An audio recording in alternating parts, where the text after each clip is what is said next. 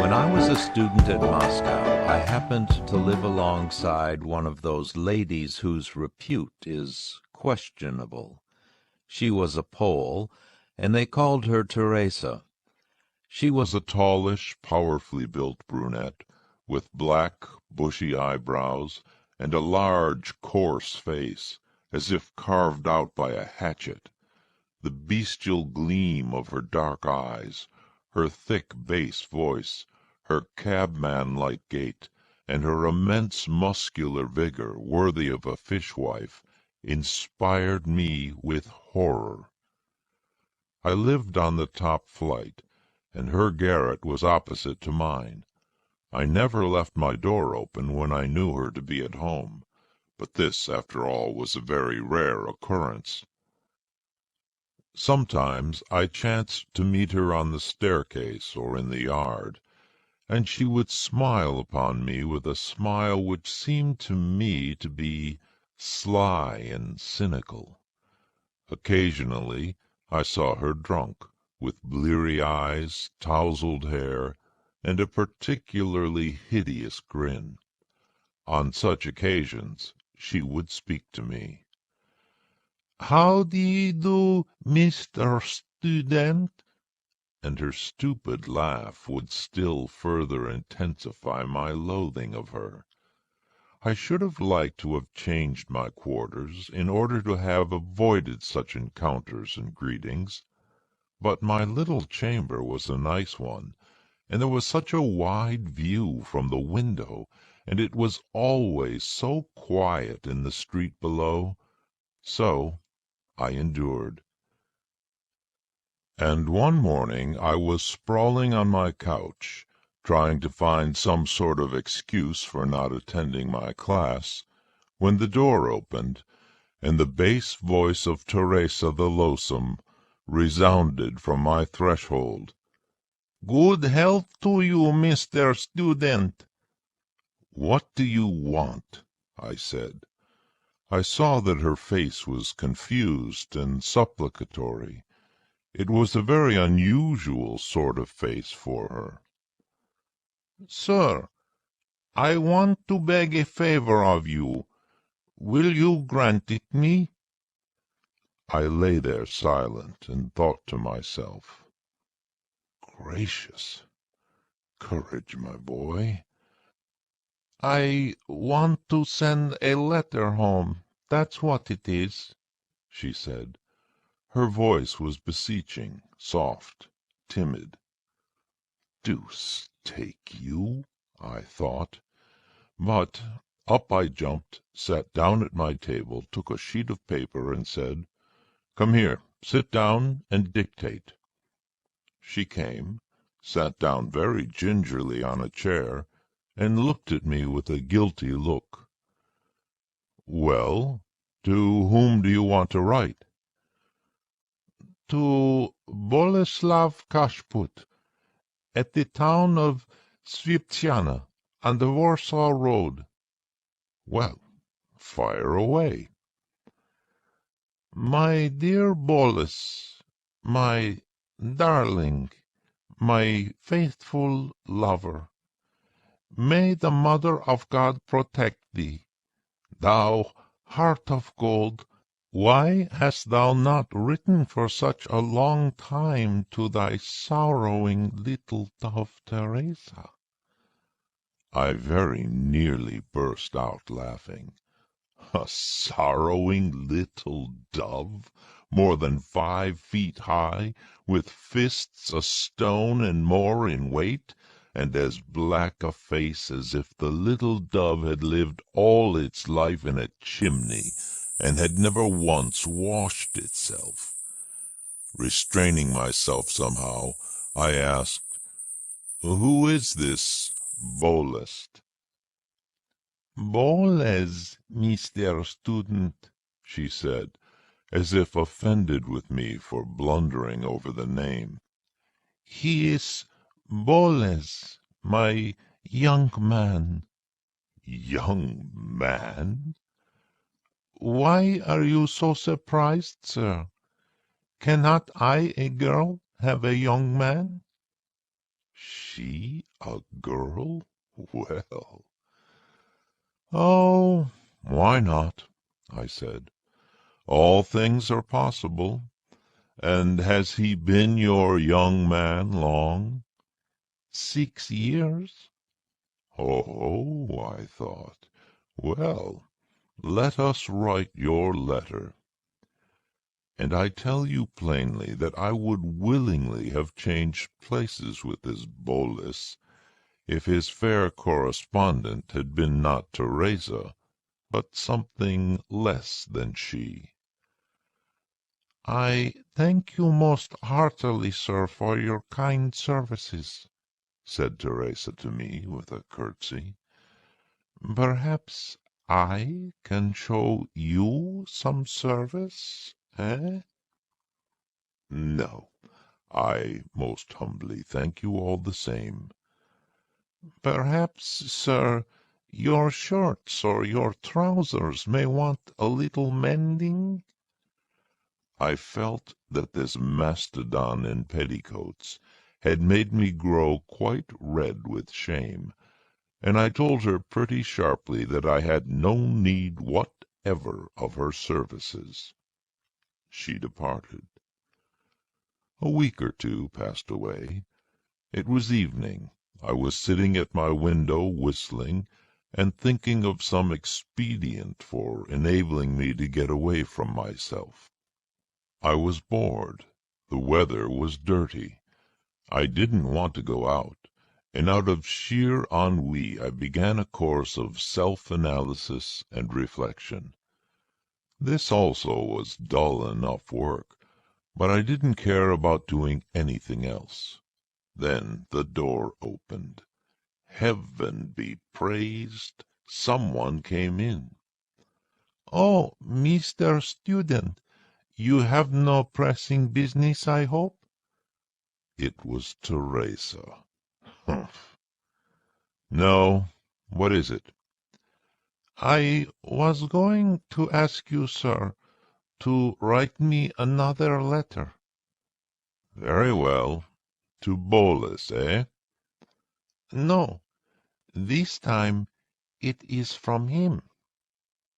"What?" "Stupid that I am! It is not for me, Mr. Student, I beg your pardon. It is for a friend of mine, that is to say, not a friend, but an acquaintance, a man acquaintance. He has a sweetheart just like me here, Teresa. That's how it is. Will you, sir, write a letter to this Teresa?" I looked at her. Her face was troubled. Her fingers were trembling. I was a bit fogged at first, and then I guessed how it was. "Look here, my lady," I said, "there are no Boluses or Teresas at all, and you've been telling me a pack of lies. Don't you come sneaking about me any longer. I have no wish whatever to cultivate your acquaintance. Do you understand?" And suddenly she grew strangely terrified and distraught. She began to shift from foot to foot without moving from the place, and spluttered comically, as if she wanted to say something and couldn't. I waited to see what would come of all this, and I saw and felt that apparently I had made a great mistake in suspecting her of wishing to draw me from the path of righteousness. It was evidently something very different. "Mr. Student," she began, and suddenly, waving her hand, she turned abruptly towards the door and went out. I remained with a very unpleasant feeling in my mind. I listened. Her door was flung violently to. Plainly the poor wench was very angry. I thought it over, and resolved to go to her, and, inviting her to come in here, write everything she wanted. I entered her apartment. I looked round. She was sitting at the table, leaning on her elbows, with her head in her hands. "Listen to me," I said. Now, whenever I come to this point in my story, I always feel horribly awkward and idiotic. Well, listen to me, I said. She leaped from her seat, came towards me with flashing eyes, and laying her hands on my shoulders began to whisper, or rather to hum in her peculiar bass voice. "Look you now, it's like this. There's no Bolus at all, and there's no Teresa either. But what's that to you? Is it a hard thing for you to draw your pen over paper? Huh? Ah, and you, too, still such a little fair-haired boy.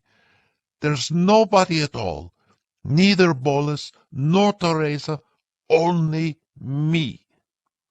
There you have it, and much good may it do you."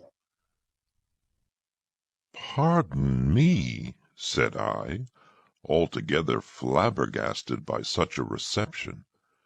"What is it all about? There's no Bolus, you say?" "No, so it is." "And no Teresa either?" "And no Teresa. I'm Teresa." I didn't understand it at all. I fixed my eyes upon her, and tried to make out which of us was taking leave of his or her senses. But she went again to the table, searched about for something, came back to me, and said, in an offended tone, "If it was so hard for you to write to Bolus, look, there's your letter. Take it. Others will write for me." I looked. In her hand was my letter to Bolus. Phew! Listen, Teresa, what is the meaning of all this? Why must you get others to write for you when I have already written it and you haven't sent it?" "Sent it? Where?" "Why, to this Bolus." "There's no such person." I absolutely did not understand it. There was nothing for me but to spit and go. Then she explained. "What is it?" she said, still offended. "There's no such person, I tell you." And she extended her arms as if she herself did not understand why there should be no such person. "But I wanted him to be. Am I then not a human creature like the rest of them?" "Yes, yes, I know, of course. Yet no harm was done to anyone by my writing to him that I can see." "Pardon me, to whom?" "To Boles, of course." "But he doesn't exist." "Alas, alas! But what if he doesn't? He doesn't exist. But he might. I write to him, and it looks as if he did exist. And Teresa, that's me, and he replies to me, and then I write to him again." I understood at last, and I felt so sick, so miserable, so ashamed somehow. Alongside of me, not 3 yards away, lived a human creature who had nobody in the world to treat her kindly, affectionately, and this human being had invented a friend for herself.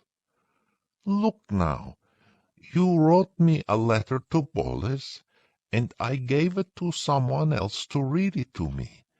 And when they read it to me, I listened and fancied that Bolus was there. And I asked you to write me a letter from Bolus to Teresa, that is to me. When they write such a letter for me, and read it to me, I feel quite sure that Bolus is there, and life grows easier for me in consequence. "Deuce take you for a blockhead!" said I to myself when I heard this. And from thenceforth, regularly, twice a week, I wrote a letter to Bolus, and an answer from Bolus to Teresa. I wrote those answers well. She, of course, listened to them and wept like anything, roared, I should say, with her bass voice, and in return for my thus moving her to tears by real letters from the imaginary Bolus, she began to mend the holes I had in my socks, shirts, and other articles of clothing. Subsequently, about 3 months after this history began, they put her in prison for something or other. No doubt by this time she is dead. My acquaintance shook the ash from his cigarette, looked pensively up at the sky, and thus concluded: "Well, well, the more a human creature has tasted of bitter things, the more it hungers after the sweet things of life, and we, wrapped round in the rags of our virtues, and regarding others through the mist of our self-sufficiency, and persuaded of our universal impeccability, do not understand this. And the whole thing turns out pretty stupidly, and very cruelly. The fallen classes, we say. And who are the fallen classes, I should like to know? They are, first of all, people with the same bones, flesh and blood and nerves as ourselves. We have been told this day after day for ages, and we actually listen, and the devil only knows how hideous the whole thing is. Or are we completely depraved by the loud sermonizing of humanism?